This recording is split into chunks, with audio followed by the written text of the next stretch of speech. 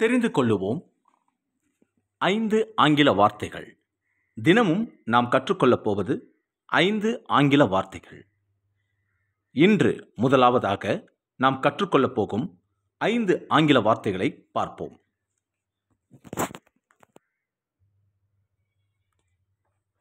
முதலாவது anxious. anxious என்பது என்ன? ஒரு ஏக்கமுள்ள ஒரு பரிதாப நிலையான முகம். She looks anxious. ஒரு பரிதாபமாக பார்த்து கொண்டிருத்தல்.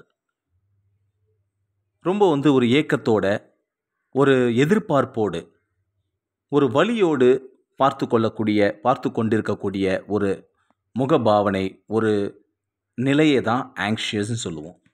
புரியுதுங்களா? anxious. anxious என்பது மிகவும் ஒரு ஏக்கமான நிலை, மிகவும் ஒரு கடினமான ஒரு சூழலில் ஒரு நொந்து போயிருப்பாங்கல்ல, அந்த ஒரு சூழலில் இருக்கக்கூடியது. இப்போ உதாரணத்துக்கு ஒரு ஃபார்மர் இருக்காருன்னா, அவருடைய பயிர் பார்த்திங்கன்னா ரொம்ப அந்த அதிக மழையினால் நாசம் அடைஞ்சிச்சுன்னா, அவருடைய ஃபேஸ் பார்க்கும்போது the farmer looks anxious. ரொம்ப ஒரு ஏக்கமான ஒரு சூழ்நிலையில் அவர் பார்க்குறத நம்ம பார்க்க முடியும். ஸோ அடுத்ததாக miscellaneous. miscellaneous என்பது ஒரு மீதமுள்ள நிலை, ஒரு சில்லறையான ஒரு விஷயம். ஸோ அது ஒரு பெரிய லெவலில் கணக்கில் இருக்காது. ஓகேவா? Sum of the miscellaneous things. So சின்ன சின்ன விஷயம், இந்த சீப் எடுத்து வை, அந்த பென்சிலு, ஸோ இந்த மாதிரி விஷயங்களெல்லாம் நீங்கள் இது பண்ணிக்கங்க, அதெல்லாம் சொல்கிறது. ஸோ சின்ன சின்ன விஷயம்லாம் பார்த்துக்கங்க அப்படின்னு சொல்லுவேன். So think of the miscellaneous. So ரொம்ப பெரிய விஷயங்கள்லாம் இல்லைப்பா, இந்த சின்ன சின்ன விஷயத்தெல்லாம் நீ பார்த்துக்கோ சொல்லும் போது அந்த மிஸ்லேனியஸ் திங்ஸ்ன்னு சொல்லுவோம். மிஸ்லேனஸ். மூணாவது illiterate. illiterate என்பது நமக்கு தெரியும். லிட்ரேட்னா படித்தவங்க, படிக்கிற நல்ல கல்வியில் அறிவு சிறந்தவர்கள் லிட்ரேட்னு சொல்லுவோம்.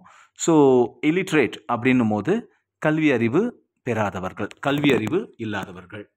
ஸோ அவங்களுக்கு பார்த்திங்கன்னா படிப்பின் மேலே படிப்பறிவு இல்லாத ஒரு சூழ்நிலையை தான் illiterate சொல்லுவோம். he is an illiterate. the farmer is illiterate. அந்த விவசாயி படிப்பு அறிவு இல்லாதவர். அல்லது the village people are illiterate. கிராம மக்கள் அந்த அளவுக்கு படிச்சிருக்க மாட்டாங்க, அதனால் கல்வி அறிவு இல்லாதவர்கள் நம்ம சொல்லுவோம். ஸோ அந்த மாதிரி நிலையை தான் illiterate people சொல்லுவோம். literated. So they are literate. they are having 100% literacy.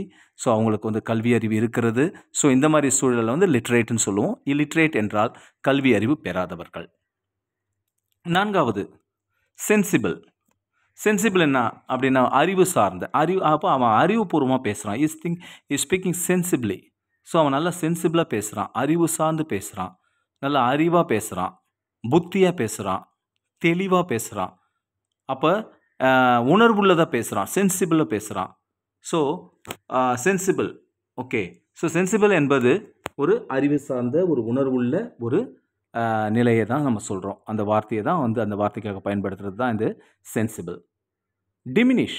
Diminish என்றால் ஒரு கட்டத்தில் நல்ல ஒரு பீக்கில் இருந்துட்டு டக்குன்னு கீழே இறங்கி வராங்க பார்த்தீங்களா, தட் இஸ் டிமினிஷ். ஸோ கீழ்நோக்கு நிலை, டக்குன்னு அப்படியே சறுக்கிட்டு வர்றது. ஸோ நிலை பார்த்திங்கன்னா தாழ்ந்த நிலை, அப்படி வரும்போது அது டிமினிஷ்னு சொல்கிறோம். ஸோ அப்போ நம்ம சொல்லுவோம், லைட்டு கூட நம்ம பிரகாசமாக எரிஞ்சிட்டு நவ் இட்ஸ் கெட் டிமினிஷ்டு அப்படின்னு சொல்லுவோம். ரொம்ப ஒரு மங்கிய நிலை, அதை டிமினிஷ்னு சொல்லுவாங்க. ஸோ இன்றைக்கி நம்ம பார்த்தது ஒரு 5 வார்த்தைகள். முதலாவது anxious, miscellaneous, illiterate, sensible, diminish. இந்த 5ஐயும் பார்த்திங்கன்னா நீங்கள் ப்ராக்டிஸ் பண்ணி பாருங்கள். ஸோ இது போல் தினமும் 5 வார்த்தைகளை நாம் ஆங்கிலத்தில் முக்கியமான வார்த்தைகளை நம்ம தெரிஞ்சுக்கலாம்.